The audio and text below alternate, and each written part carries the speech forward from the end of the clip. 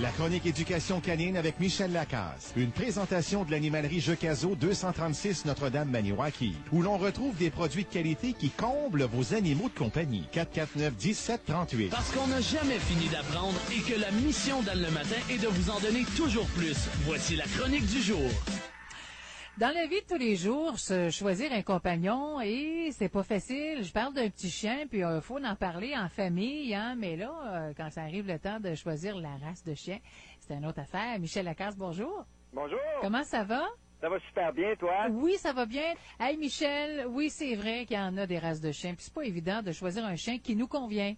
Ah, ben je pense que lorsqu'on décide d'adopter un chien, c'est jamais une chose facile, parce qu'on a quand même un bon travail de réflexion. Il y a une foule de critères qu'on doit prendre en considération. Oui. Ça peut avoir l'air simple, là. Non. Mais une fois qu'on a décidé d'avoir un chien, donc d'aller se chercher un petit chien, la question qui suit, puis qui embête aussi bien des gens, c'est qu'est-ce qu'on va maintenant choisir comme race? Et puis il y en a, là. Ben, 175 qui sont reconnus par le Club canin canadien. Et... Alors, on a pas mal l'embarras du choix et faut faire le bon, hein? Parce qu'on aura à vivre avec l'animal pour 10, 11, 12 ou même 13 ans, c'est pas un petit peu plus. Alors, faut vraiment y penser de façon sérieuse. Il y a une erreur, Anne, que font souvent les gens. C'est laquelle?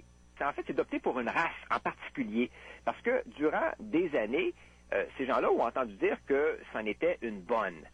Faut faire bien attention à ça parce qu'on peut parfois être surpris. Ce qui fait qu'un chien, là, est généralement un bon chien, c'est sa génétique, la façon dont il a été socialisé, puis bien sûr la façon dont il a été entraîné. Donc, faut éviter de se fier uniquement sur la réputation d'une race en particulier. Si on décide d'y aller avec ce critère-là, ben il faut se trouver vraiment un éleveur en qui on a confiance et qui prend vraiment en considération la santé puis le tempérament des chiens qui l'accouplent pour avoir évidemment une bonne génétique. Il faut aussi regarder son style de vie, hein? Ben oui, c'est ce que j'allais dire. Est-ce qu'on est actif, sédentaire? Si on est quelqu'un de casanier qui aime pas beaucoup les longues promenades puis qui est très tranquille, ben il y a de bonnes chances qu'un husky soit plutôt malheureux avec nous. Faudrait plutôt s'orienter vers une plus petite race comme, je sais pas moi, le Shih Tzu ou encore le Chihuahua. C'est un critère important à considérer parce qu'un chien qui a besoin d'exercice et qui en manque peut finir par compenser en faisant des fois des petites choses qu'on va pas particulièrement apprécier. Des mauvais coups. Ben oui, la taille de l'animal aussi, c'est important parce qu'un petit chien mange en plus petite quantité, ce qui a une incidence notable sur le budget qu'on aura à lui consacrer. Tu te rappelles, il y a 2 semaines, on a fait le calcul, puis ça monte assez vite. 1400 $, je crois, par année. Oui. Puis c'est-tu ce qu'on avait oublié de parler? Je me suis dit après, on n'a pas compté les petits vêtements qu'on achète, là. Ah, ben c'est ça. Donc, on peut peut-être rajouter un 100, 150 $? Oui. Facile, hein? Oui, Donc, on est rendu à 1000, on est rendu à 1500 $. Oui. Il y a ensuite le milieu de vie. Est-ce qu'on est à la campagne ou en pleine ville? Oui. Est-ce qu'on demeure dans une maison ou dans un appartement?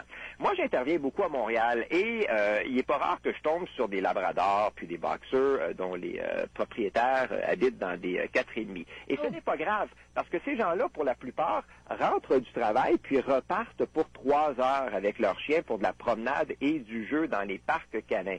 Donc, une bonne partie de la soirée. Alors, les chiens ont droit à de bonnes séances d'exercice à chaque jour. Tout ça pour dire que j'ai pas de problème avec les gros chiens dans de plus petites demeures tant et aussi longtemps qu'on puisse répondre à leurs besoins d'activité physique. Ouais.